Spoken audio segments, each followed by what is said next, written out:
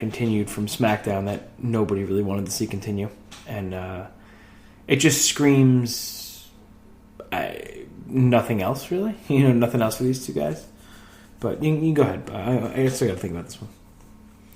Well, I think The Miz should win the title.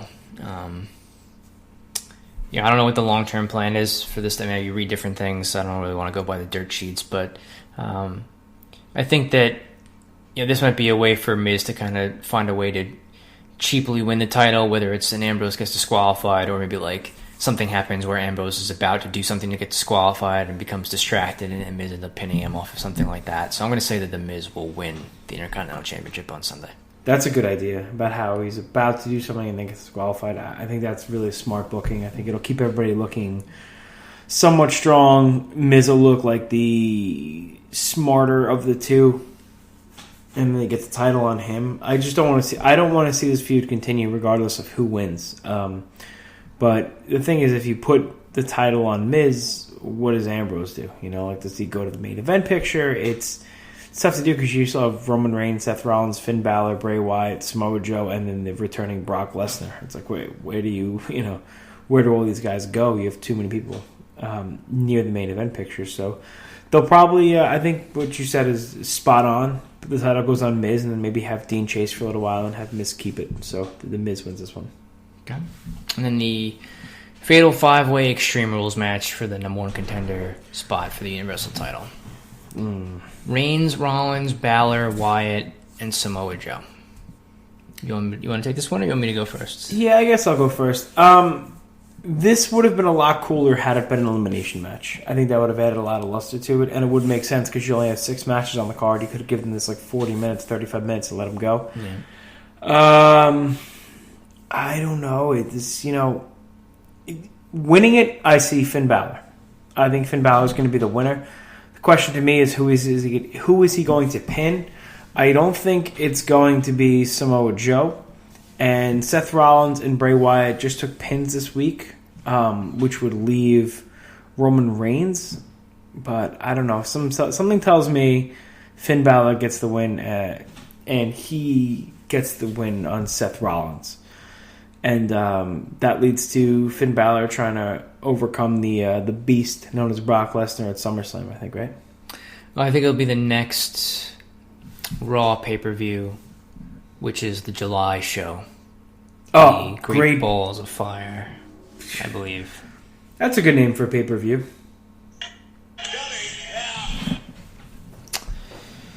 Well, I'm going to agree with you. I think Finn Balor is going to win this match, and I'm kind of just basing that off of the Heyman exchange from I think maybe 2 weeks ago on Raw. I just think I really it's between Balor or Rollins. I think I don't see Wyatt winning it.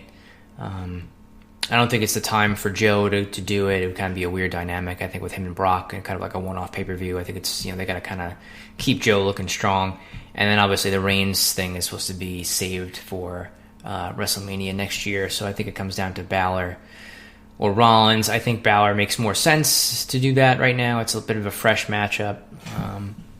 So I think that they're going to go that route. As far as who gets pinned, I'm not sure. I was kind of assuming going in that Wyatt was going to get pinned, but he got pinned on Monday on Raw. So I think, I don't know if he'll get pinned twice in a week. Maybe they will. I don't really know. To me, he's expendable to them, I think. Yeah, I think if I had to choose who would get pinned, he would be the guy that I would choose to get pinned here. But I don't know. We'll see what they do. But I'm going to say Balor will win as well and face Brock Lesnar at the next Raw pay-per-view.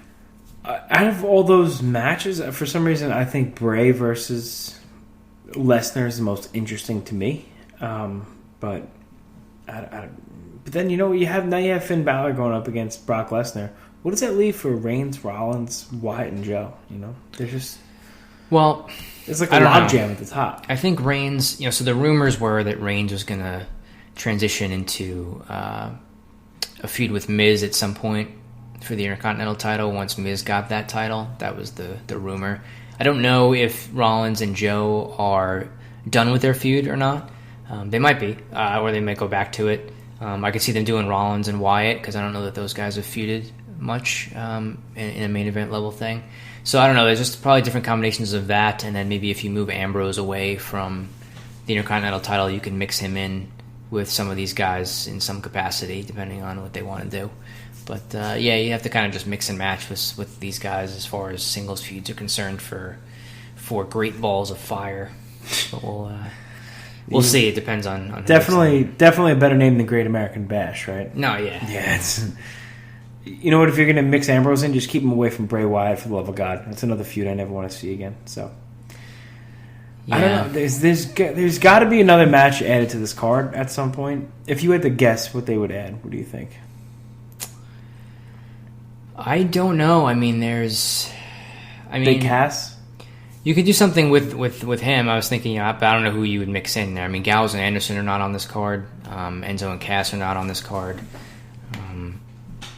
It's hard to. I mean, it's certainly, I guess, probably like a tag team match. Oh, Goldust and R-Truth, no? Yeah, they've been building that. I don't know if that'll be a pre-show thing. I'm not sure. I mean, they could always do another cruiserweight thing, since there's a lot of cruiserweights, and only Neville and Aries, and then Swan and Dar in the mixed tag.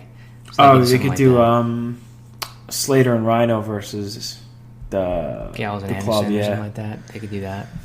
So I guess that maybe something along those lines. That's all I think that they could add. But unless they just give the main event, like you said, maybe they can still give it 30 something minutes with entrances and whatnot. They might have to, I guess, if they're going to stretch this show out. But we'll see. I mean, hopefully some of these matches have the potential to be pretty good. On paper, I think. So if they deliver on those, and it might not, if there's only 6 matches and 4 or 5 of them end up being pretty good, then maybe it'll end up being a good card. I'm not looking forward to Ambrose and Miz, only because I've seen it so many times, and now I think it's going to have a wonky DQ sip that's going to it's going to alter everything. It's going to be more like comedy than anything else. Swan and Banks versus Dar and Alicia Fox. Okay. Neville and Aries should be a great match. The Hardys versus Cesaro and Sheamus. I love the cage matches, so that's got some interesting aspects to me. Alexa Bliss versus Bayley. I mean, they're capable of a good match. I'm afraid the whole thing is it's just gonna be revolving around the kendo stick instead of the in-ring, work between them. So there's 1, 2, 3 matches I'm legitimately excited for, and the rest of them, I guess I would be pleasantly surprised if they turn out to be good matches. So, we got anything else? No, I think that's about it for this week, buddy. I mean, we'll see how the pay-per-view shakes out and how the predictions do, and I think next week we'll kind of see how to review this show a little bit, and we can talk a little bit, like you said earlier, a little bit more about SmackDown and some things that are going on over there, and they're heading into their Money in the Bank pay-per-view. What is that? That's not next Sunday. It's Sunday after? Yeah, I think there's a gap every couple weeks. They do. Nice. They finally give some people some time to breathe. Yeah. That'll give me a chance to watch NXT. I'm also going to wake up super early. Well, not wake up super early, but tomorrow morning I'm going to watch the finals of the Best of Super Junior tournament from New Japan. So I could talk a little bit about that. Maybe watch some NXT. Catch up on that. It's just a lot. It's still a lot to catch up on. I still have to catch up on my Rocky Mountain Wrestling from the Fight Network TV app that I watch every now and again. But if you guys want to give us your own 5 count, if you want to give us your predictions for this week's Extreme Rules, on Twitter, at AllNightLongWP, on Instagram, Facebook.com/AllNightLongWP. We're on Facebook probably the most. Give us your thoughts. Give us what you like, what you don't like, what you expect to see this Sunday. And as always, we appreciate your time. We thank you for listening. We are the All Night Long Wrestling Podcast, Damage 365 Radio, and ProWrestling.com. He's the Stallion. I'm the Enforcer. And yet one more week, we're tapping out.